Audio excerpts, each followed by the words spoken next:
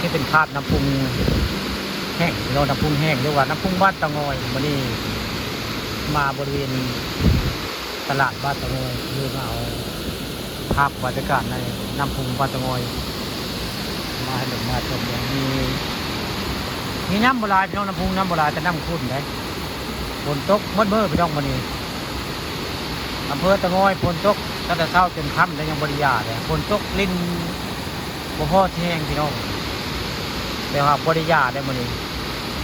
ข้าผ่อนข้าผสมพาเตือนมาตลาดตะงอยก็เลยมาแวะเอา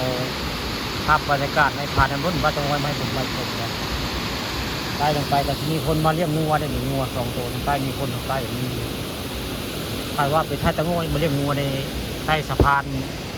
น้ำพุงบ้านตะงอยตอนค่ำวันนี้ผู้ค้ามาบริเวณ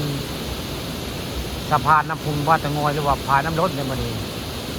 นี่คือเป็นผายน้ำล้นหรือว่าแกงบ้านตะงอยวันนี้น้ำขุ่นและน้ำโบราณน้ำขุ่นเนื่องจากฝนตกลิ้นมืดวันนี้อยู่บริเวณน้ำพุงบ้านตะงอยอำเภอเต่างอยนี่ก็คือเป็นหอคอยได้ไม่ได้นี่หอคอยในน้ำพุงบ้านตะงอยเนี่ยเจ้ามาบริเวณตลาดตะงอยกับลงมานี่ก็ทีย่างมาเบิ่งน้ำพุงบ้านตะงอยหรือว่าฝ่ายน้ำล้นของชาวบ้านตะงอยบรรยากาศตอนแรง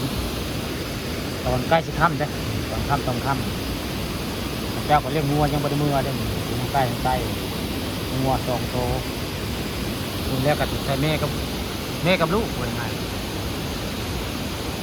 สะพานนี่คือเป็นสะพานข้ามบ้านตะงอยนี่สะพานนี่สร้างมานานหลายปีได้สะพานนั่นบ้านตะงอยฝนตกโบโหแห้งพี่น้องแต่ว่าแค่น้ำขุ่นนะฝนตกโบแห้งจะน้ำขุ่นได้ในสะพานบ้านตะงอยหรือว่าน้ำพุงตะงอย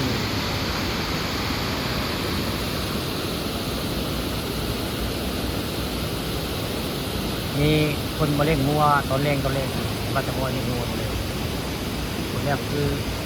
เสียงัวเมื่อแล้ว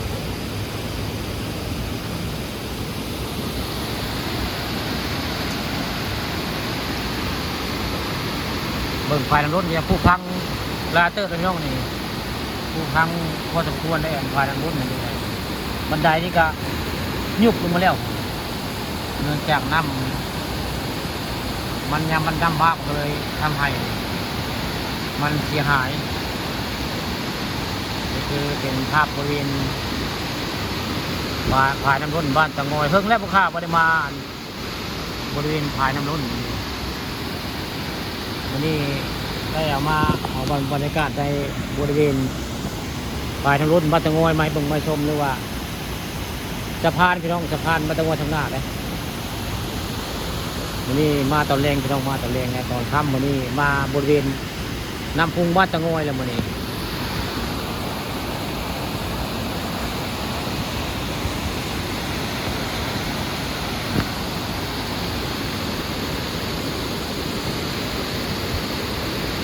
มาวันนี้ผมมีคนตึ้งแห่ชิครุ่งด้วยเหมือนจะเก้ามีเห็นคนมาตึ้งชิรุ่งบริเวณนี่นะจะเก้าที่มีวันนี้มาวันนี้โมมีคนมาตึ้งชิรุ่งบริเวณน้ำพุงมาตะงอยไม่ได้ว่างเปล่าครับปกติที่นี่คนมาหยกนอนนั่นบริเวณฝ่ายตะงอยตะงอยมาวันนี้ผมมี